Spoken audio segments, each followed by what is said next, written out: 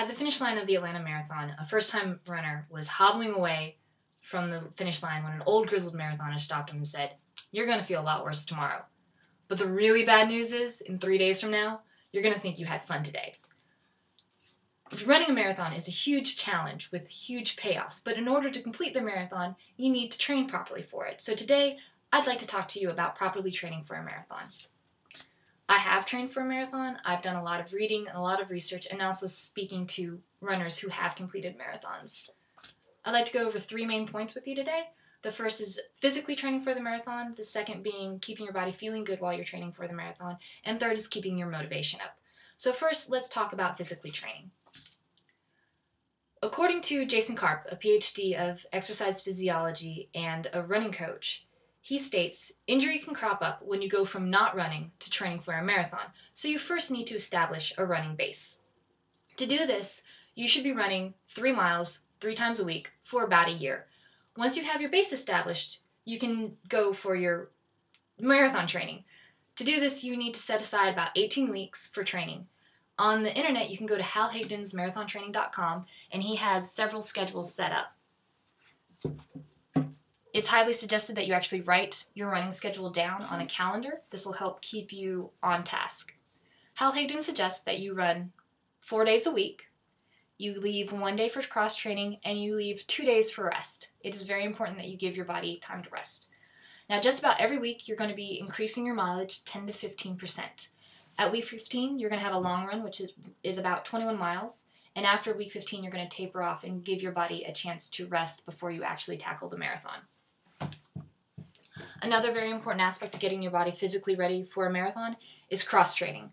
Dagny Scott Berrios is a runner and a journalist for running, and in her 2004 book, Runner's World Guide to Injury Prevention, she states that cross-training give your body gains that running does not, and this helps prevent stress injuries and also helps prevent burnout. Some things that you can do for cross-training include cycling, swimming, hiking, yoga, Pilates. These are all really good things for your body when you're training. So now that we've discussed basics of getting your body physically ready, let's talk about making sure that you feel good while you're training.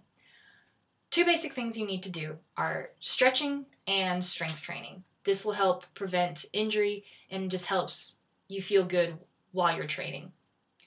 Your body is also this amazing, fantastic machine, and good machines need good fuel. So feed your body well.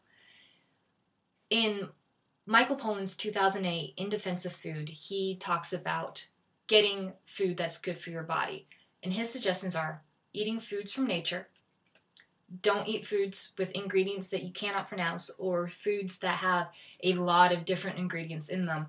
And also, if food comes in bright packaging, unrecognizable, that is probably not good fuel for your body. So, with that in mind, you need to think about your calories, and you need to get about 65% of your calories from carbohydrates, 25% of your calories from proteins, and 10% from fats. Your equipment is simple, but it's very important. The most important thing are your running shoes. This is literally where the rubber meets the road. So, I highly suggest going to a specialty running shop. They will help you find a shoe that works with your feet and also with your biomechanics, the way you move. So go get some help, get a shoe that feels really good. It's going to help make you feel good and also will help prevent injury. Another thing is your clothing. You want to get clothing that wicks and also has flat seams. Both of these things have become very important when you're doing long distance because it helps reduce chafing. So now that we've discussed physically training and feeling good while you're training, let's talk about motivation. You need to have a goal. Why are you running this marathon, or else you're not going to finish it?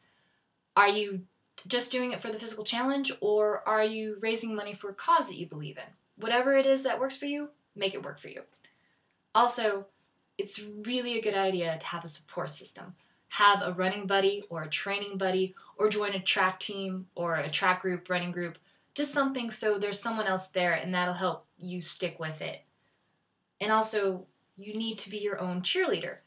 Use positive self-talk, positive mental imagery, and don't forget to give yourself rewards for training. It's a lot of work. You deserve a reward.